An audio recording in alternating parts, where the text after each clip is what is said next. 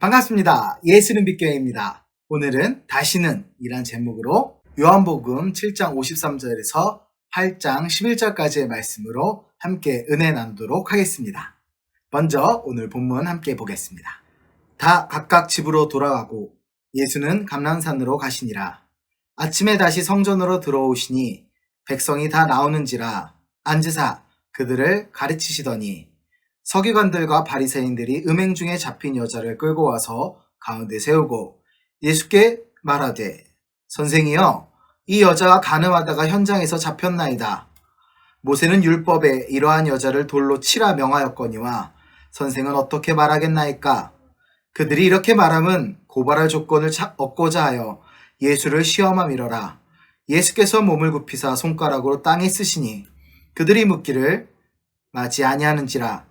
이에 일어나 이르시되 너희 중에 죄 없는 자가 먼저 돌로 치라 하시고 다시 몸을 굽혀 손가락으로 땅에 쓰시니 그들이 이 말씀을 듣고 양심의 가책을 느껴 어른으로 시작하여 젊은이까지 하나씩 나가고 오직 예수와 그 가운데 섰는 여자만 남았더라. 예수께서 일어나사 여자 외에 아무도 없는 것을 보시고 이르시되 여자여 너를 고발하던 그들이 어디 있느냐?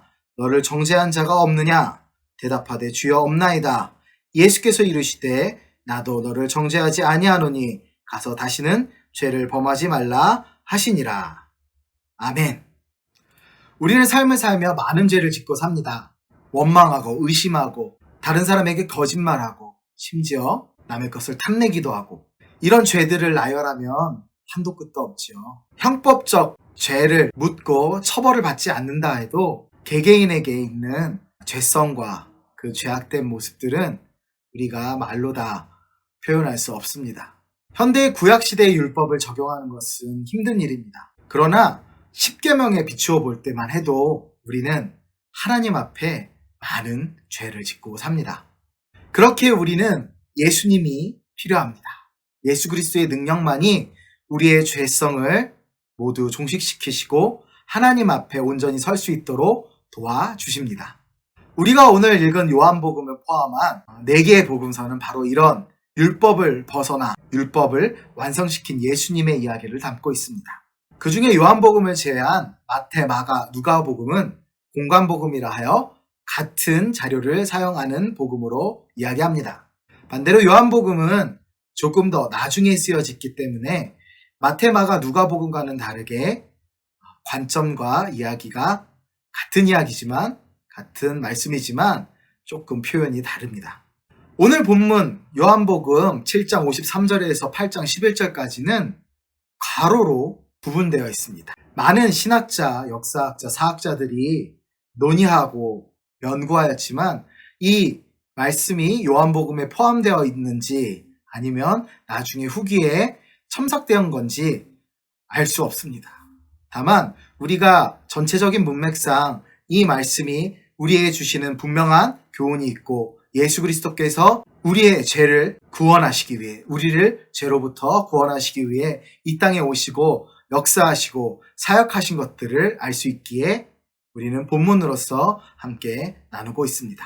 문맥상으로 보면 7장 53절에서 8장까지의 내용은 유대인들의 적대감이 극명하게 드러납니다. 특히 오늘 6절에 잘 나타나죠. 그렇기 때문에 오늘 본문은 유대교 환경 안에서 어떤 일이 일어나는지 우리가 명확하게 볼 수 있고 예수님은 어떤 모습으로 그들에게 복음을 전하셨는지 또한 알 수 있는 중요한 말씀입니다.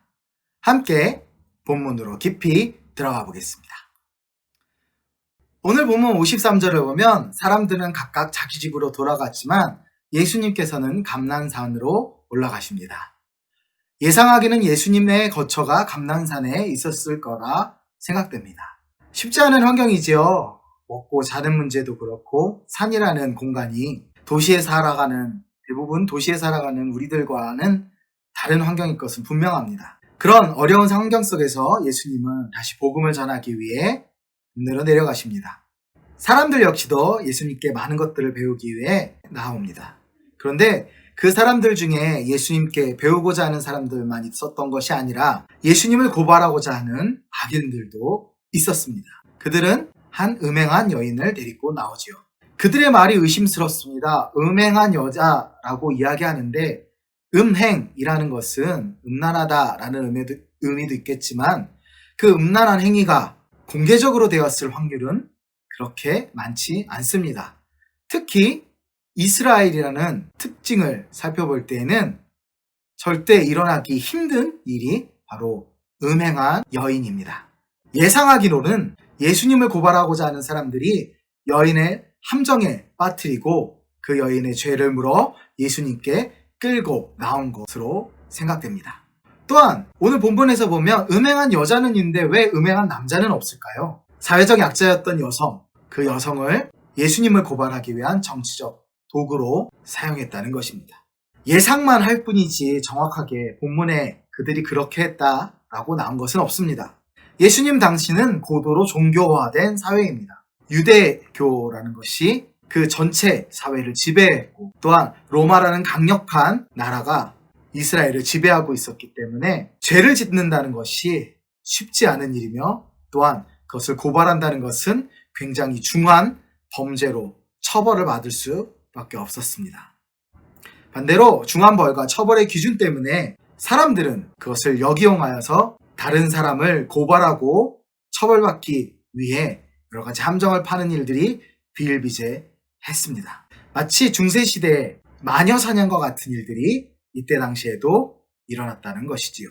우리 시대로 눈을 돌려봅니다. 현대는 고도로 문명화된 사회입니다. 문명화된 사회 속에서는 사람들이 자신의 생각과 표현을 자유롭게 펼칠 수 있습니다. 고도로 종교화된 사회에서 일어나는 일들과 고도로 문명화된 현대에서 일어나는 일들은 비슷한 경우가 많습니다.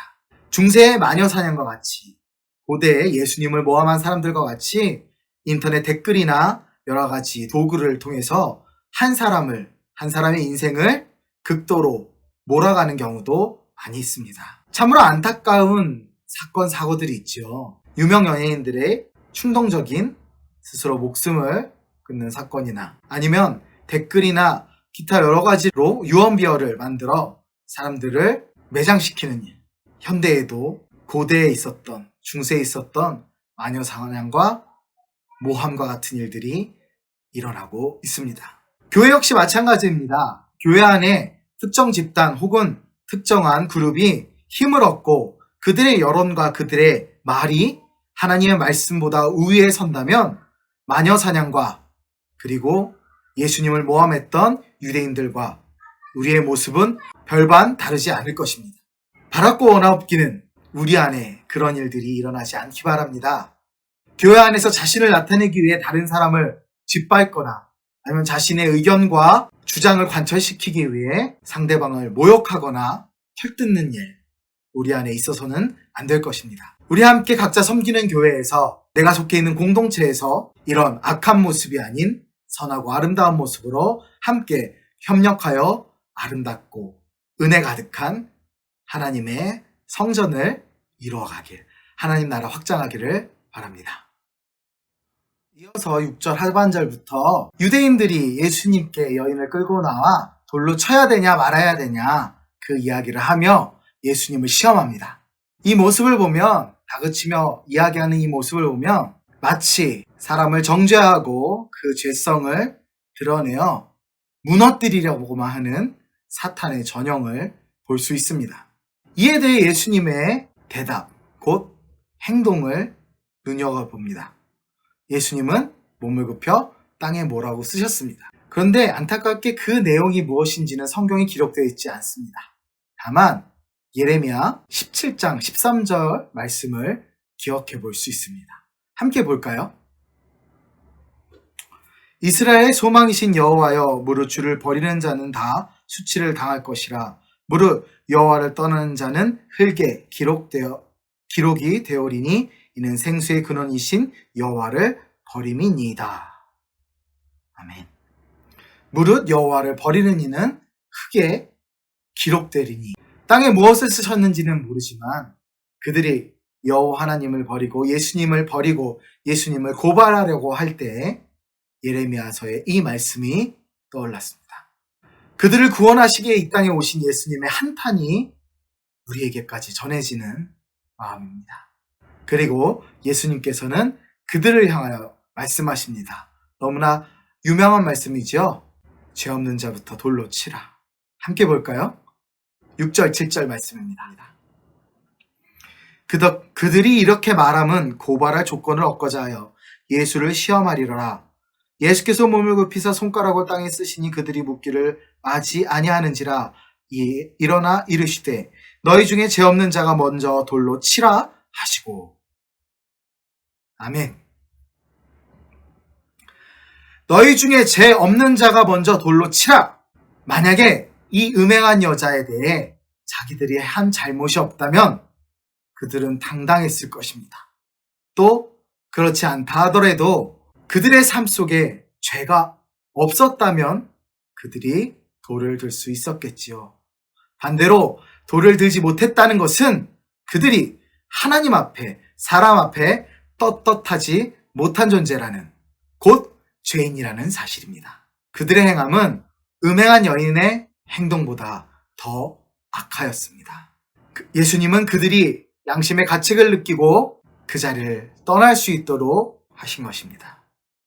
그리고 여인과 예수님 둘만 남게 됩니다. 예수님은 여인을 고발하려고, 그리고 예수님을 고발하려 달려왔던 그들을 모두 돌려보내시고 여인에게 말씀하십니다. 그녀로 하여금 그녀를 정죄하려던 자들이 모두 사라졌다는 사실을 말입니다. 함께 10절, 11절을 볼까요? 예수께서 일어나서 여자 외에 아무도 없는 것을 보시고 이르시되 여자여, 너를 고발하던 그들이 어디 있느냐? 너를 정죄한 자가 없느냐? 대답하되 주여 없나이다. 예수께서 이르시되 나도 너를 정죄하지 아니하노니 가서 다시는 죄를 범하지 말라 하시니라. 아멘. 예수님은 음행한 여인에게 다시는 죄를 범치 말라 하십니다. 이는 곧 예수님께서도 정죄하지 않으시겠다라고 죄의 용서를 선포하시는 것입니다. 너무나 큰 은혜입니다. 너무나 놀라운 사실입니다. 너무나 기쁘고 감사한 말씀입니다. 예수님은 음행한 그 여인의 죄까지도 용서하셨습니다.